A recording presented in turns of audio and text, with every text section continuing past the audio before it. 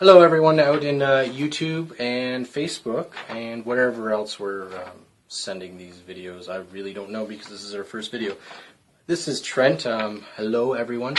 And I'm from Fedora Media, which is a company that me and my wife have started and is slowly growing, and we're making the best that we can. So we wanted to introduce this new set of videos where we answer people's questions, and we're going to be calling it, I believe, The Pro Photographer, which is kind of just a reflection on us, meaning that we're trying to make the best that we can in terms of equipment and everything that we need to keep the business going. And as well, there's a lot of people like yourselves out there that maybe only have a point and shoot, maybe only use your cell phone, which is absolutely fine, but you just want to learn more about photography and really make the best out of whatever you're using to get those photos that you want to get and really kind of get creative. So I wanted to first, on our fan page, we had asked everyone what kind of tips would you like to know about photography. And kind of like appealing to the people who don't really, don't really do it as a living, and maybe just have the point and shoot or the cell phone. So we did get a ton of questions, which is great. So I'm going to address the first one today, and we're going to keep doing these as much as we can, probably every Thursday. So let's get straight to it. So we have our first question, which is from Christine Payne. She had a question specifically about lighting when using photography, and really she wanted to know about natural lighting. So she asked, especially, how do you use natural lighting to take a good amateur outdoor photo? That's a great question, Christine, and I hope I can answer it the best I can. When it comes to lighting, lighting is the absolute most important thing about photography. Forget the camera you're shooting with. It really, those are kind of specifics that kind of matter later on, but really what's going to give you the best quality photos, anybody's going to tell you that's in the industry of either videos or photos, it's always going to be lighting. Unfortunately, natural lighting isn't a possibility today because by the time I got home, it's already like pitch black. I live in Canada, so it's pretty much winter here, and it gets dark at like 5 o'clock. So I have this little setup that I've used for a couple shoots, and really all it is something that my father-in-law and I, but mainly him, created, which is 12 household lights kind of done up in a circle, and that gives a nice soft look. That cost me like $40-50, and it's just an example of how you can get creative and kind of create the lighting that you want to create just using everyday stuff. So let's get straight into the natural lighting though, because that's Christine's question. Natural lighting, meaning using the sun for your photography, is number one the most popular way to shoot, and it should be, because the sun is actually the best quality light you will ever get for photography if you're using it at the right times.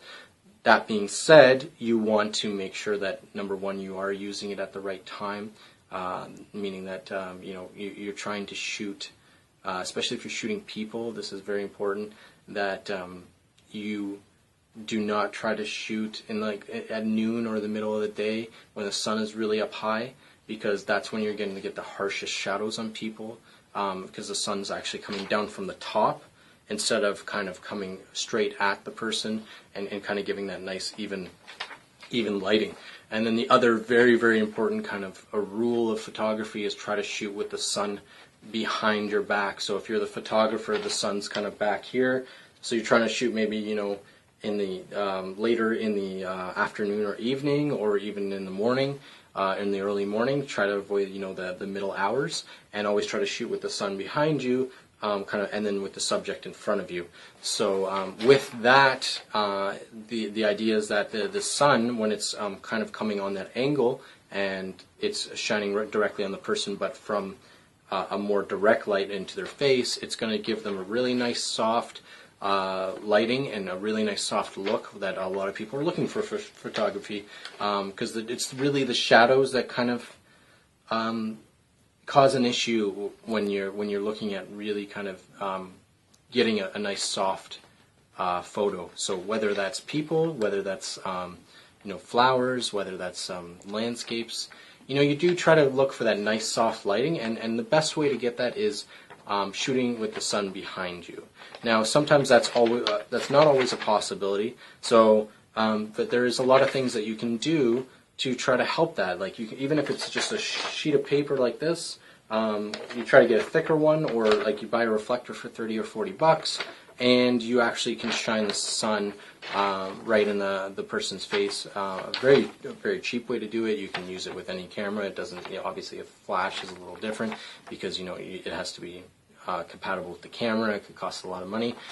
This is just a simple way to, if you're shooting a flower and really the sun's really up high, say it is around noon, you can actually put it over top of the flowers and just let the sun shine kind of through, just this piece of paper, let the sun shine through, and it will really kind of soften the light and make something like flowers or anything you really want to shoot really beautiful, and it does give that soft light.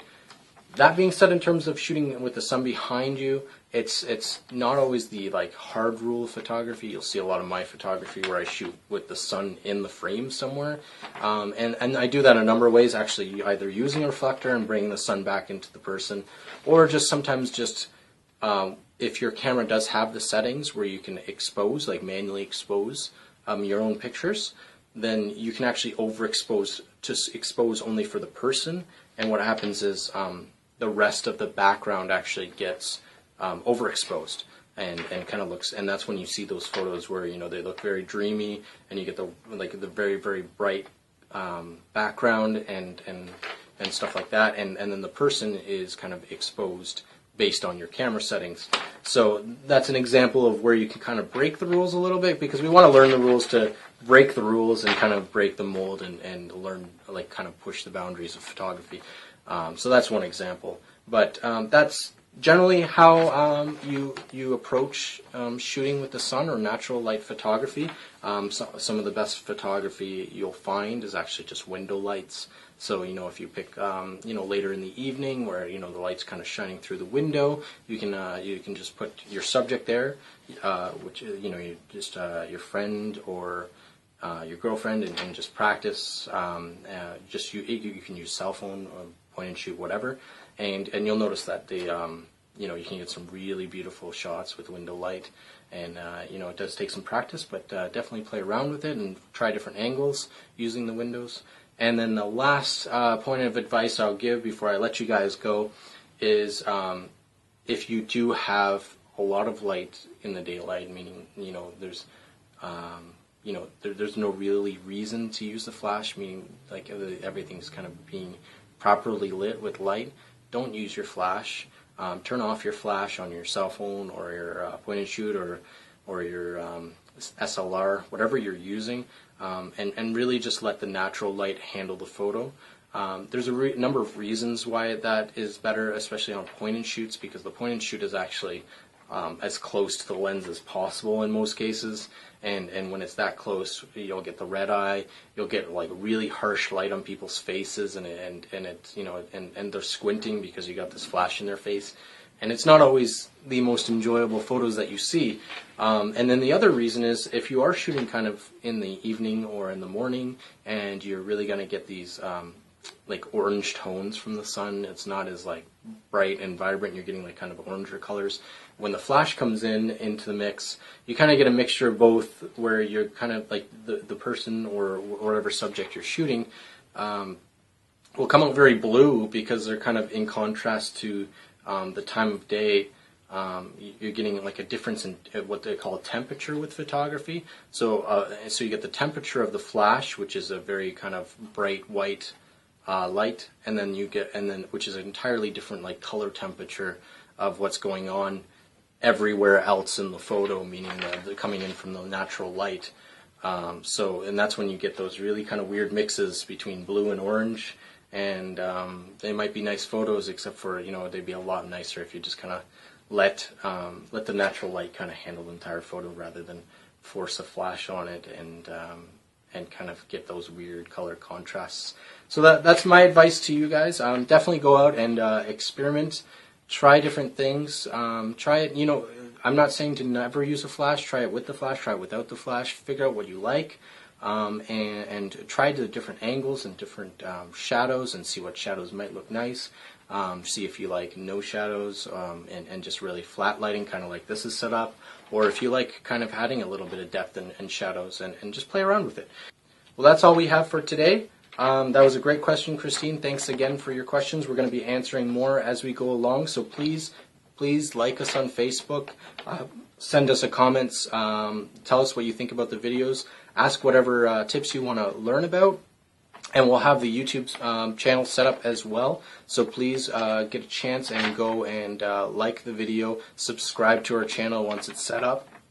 And again, ask us, email us, send a comment for any questions you have, and we'll try to get to as many as we can. Thanks again, everyone, and good night.